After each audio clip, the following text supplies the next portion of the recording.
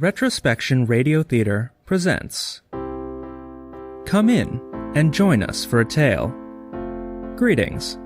I'm the narrator. Welcome to the study. Today, I will read to you a tale to delight, or perhaps cause a fright. Today, we meet Mitchell J. Frost. He's a young man who's about to buy his first home. His wife, Lynn M. Frost, is at their apartment with their baby. Mr. Frost is with a realtor, checking out a new house for his wife and baby. Retrospection Radio Theater presents The Girl from Time.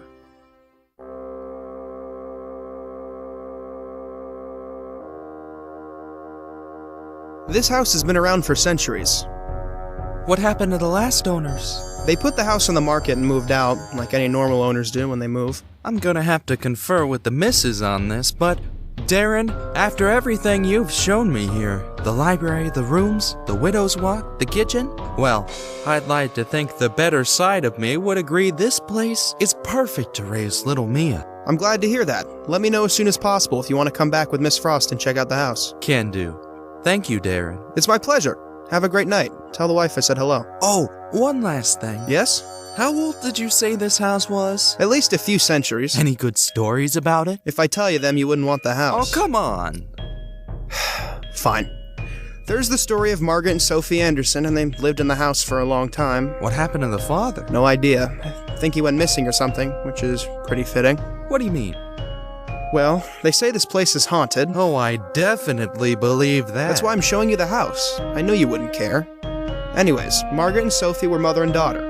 One day they were in here in the house. The next day the newspaper boy heard a scream, so he rushed in and found absolutely nothing. Nothing?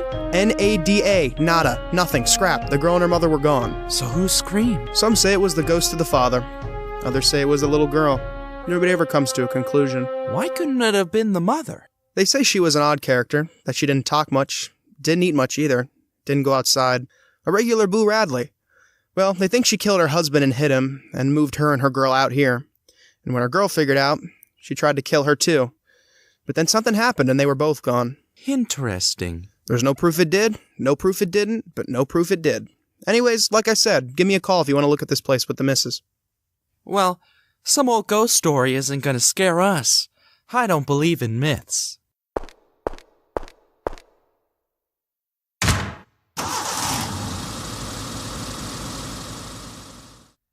I once heard that it is easier to tell what a thing is not than to tell what it is. For instance, a thing is not the baby Mia, peacefully asleep in her crib. A thing is not Lynn Frost. A thing is not the microwave that they will be putting into their new house. That is, once they decide to buy it. A thing is not a light switch. It could be any of these, but, for the sake of our story, it is not.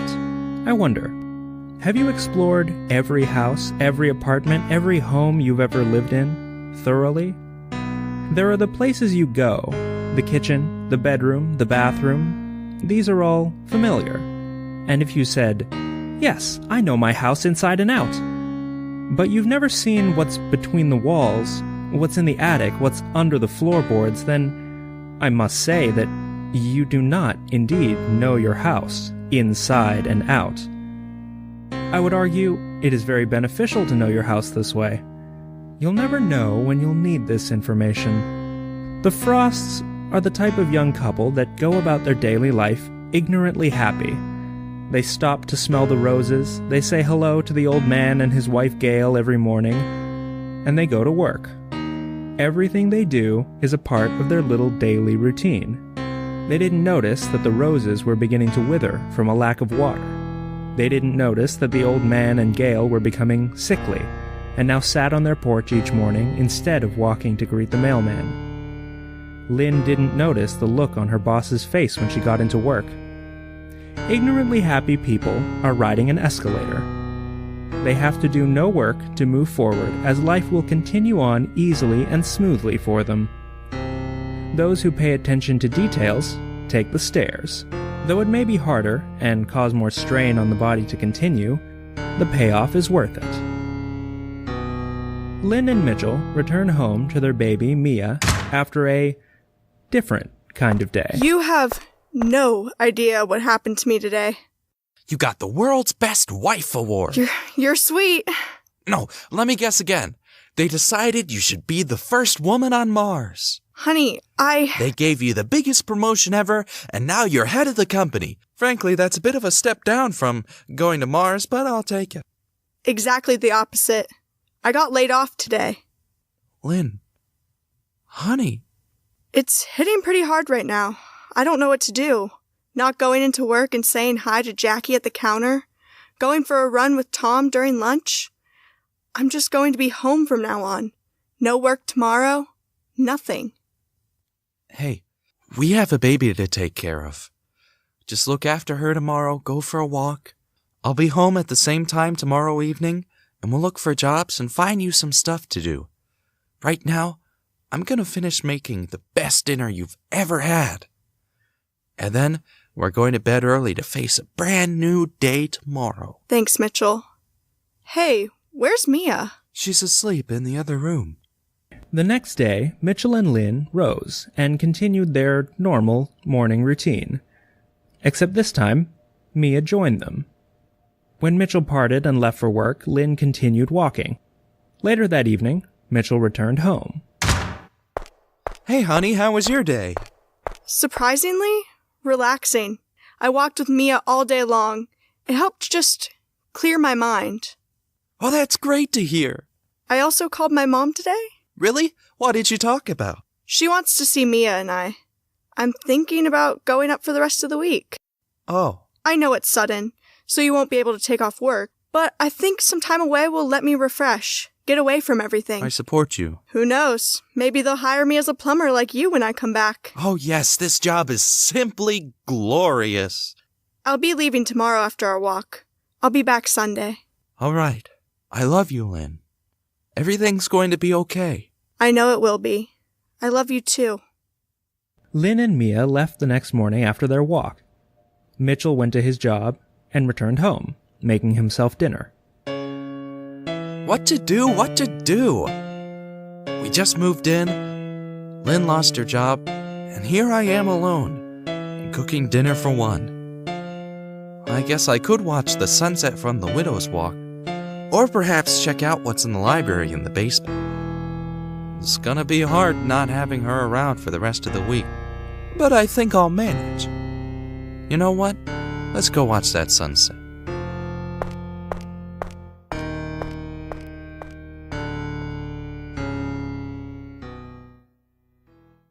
Man, it's so beautiful. The sun setting off in the distance. I could watch this for... Wait a minute. What's this? Writing. Carved into the wood. Let's put on my glasses and see what it says. She's not her anymore. She? Well, I wonder who wrote this. Maybe there's something else. I'll look around. Oh, here's another one. This is the only place I'm safe. My room is too dangerous. I love the sunset. Interesting. Let's look around some more.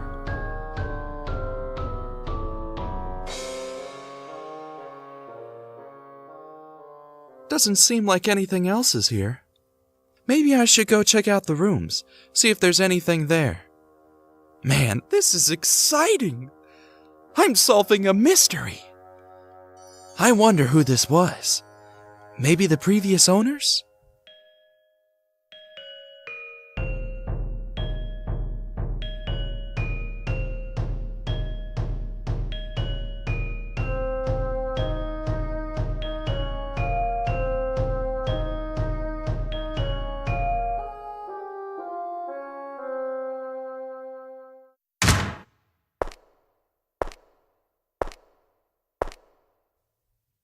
Alright, this is Mia's room. Let's see if we can find anything etched in the walls.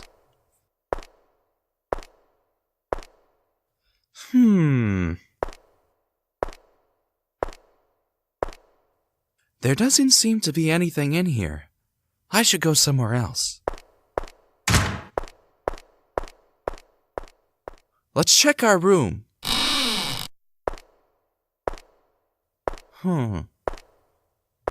Let's look around.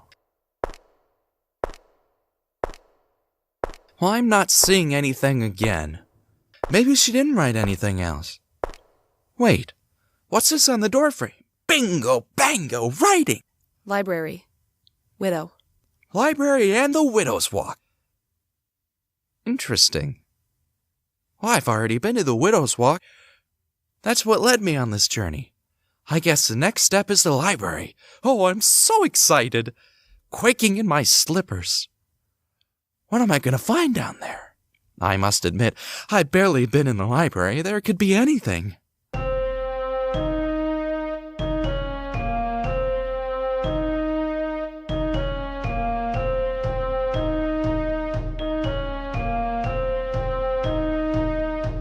Here we are in the basement. Over there is the library. Guess it's time to check it out. All right, let's see what clues the sleuth can find now. There doesn't seem to be anything written on the walls. Wait, how didn't I notice this before? One misplaced book. Everything in here is dusty and old except for that one. Maybe that's my clue. The Traveler's Guide to Antarctica. I don't think this was the clue I was looking for. Man, that's a real bummer. I really was hoping this will lead somewhere. Wait, what's that over there? A letter on the desk. Interesting. It looks old. Older than these books. Let's see what it says. To my dear mother, Margaret Anderson, I don't know what's come over you. Ever since Father disappeared, you've been disattached and violent. This is not the mother I know, and I pray you feel better soon. I'm going to a school for girls until you are able to take care of me. I know you've been spending your time in this library, so I shall leave this letter here so you may hopefully come across it soon. Don't forget you have a daughter. I love you. Please get well soon. Sophie Anderson. So that ghost story wasn't made up. Sophie and Margaret actually exist. And Sophie was going to leave Mark. But if the newspaper boy heard shouting from inside, then investigated, what really happened? Are there any ghosts? Or did Sophie actually go off to the girls' school like she said she would? What am I saying? Of course there's no ghosts. What was that? Hello? Is anyone else here? Hello? Who are you? My name is Sophie. Sophie? Where are you? Are you somewhere else in the house? Or are you here in the library? I'm stuck in a room somewhere in the library. I don't know. There's a trapdoor here. Maybe you can open it? How? I opened the room in the first place by using a book. Maybe you can try that. Okay, I'll try and pull a book off the shelf. Whoa! You saved me! Who are you? Sophie Anderson. Who are you? Sophie Anderson? You should be dead. What do you mean? You're from a ghost story. What year is it? What kind of a question is that? Because you should be dead. Instead, you look like a teenage girl. I think it's probably late 1900s, maybe 1963 or so? No. What year is it? It's 2018. You were alive in the 1800s. Are you a ghost? No, I don't think so. If I were a ghost, would I be able to do this? I guess not. So what are you? A human girl? I don't believe you. What are you? A human girl? Okay, fine. So there's a story about you and your mother. What really happened? What's the story?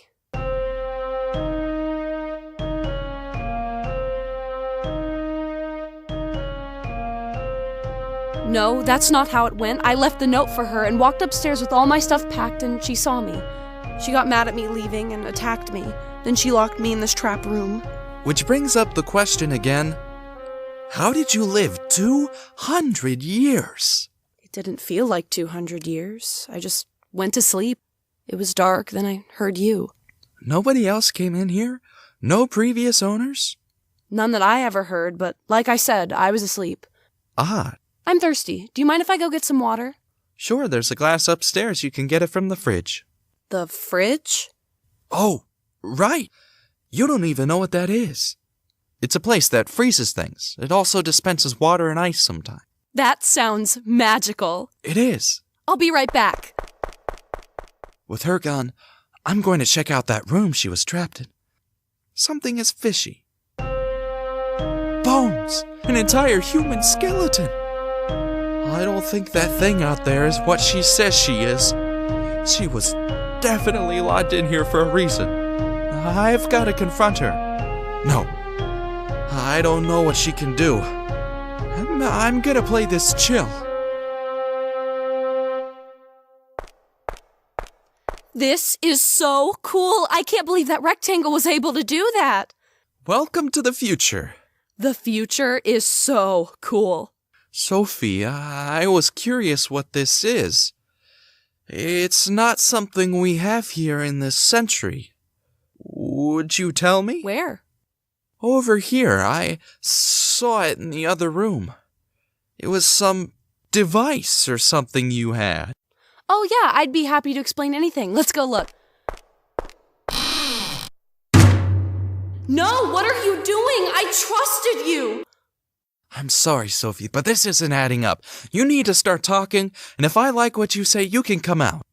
Let me out! Not till you talk to me. Let me out, please! I don't want to be stuck in here anymore! Talk to me, Sophie. How did you live 200 years? Why is there a human skeleton in there?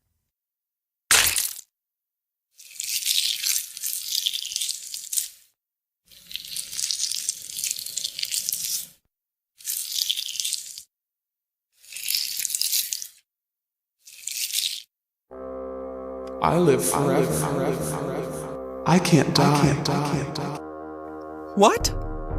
When I get out of here, you can be sure that I will make your death painful for locking me in here again. What are you? I killed her husband. I could still hear part of her voice in my head. Now I don't hear her. Neither of them. Huh? He died. It's true, they used to be a happy family. Are you talking about the Andersons? Are you Margaret? I was. Sophie knew there was something wrong, and it's true, I had to recover from the absorption. That's why she began to suspect. But everything was normal. Or so I thought. She tried to leave. Yes, but when I showed her my true form, she hid in this room. I couldn't find her. When I did, I opened the room and entered it. She began screaming as loud as she could. The boy must have heard it because I turned around to see him closing the door behind me. So, Sophie is dead. I am Sophie. I am Margaret. I am not you. Not yet. Unless I keep you locked in there. Then you can't escape. I'll find a way. You're never safe living in this house. I hear everything that happens. Lynn, Mia, nobody's safe. One day, I'll be released. No, you won't. I'll make sure of that. You can't leave me down here. I can, and I will. If you leave this place, you'll never be safe. You'll never be sure. Is that man walking out of the restroom of me about to attack you, or is it just a man? Is that man behind you in the booth at the diner me, or just a man? You're right, but if I fill this room with concrete, you won't be able to claw your way out. At least, not in my lifetime. No!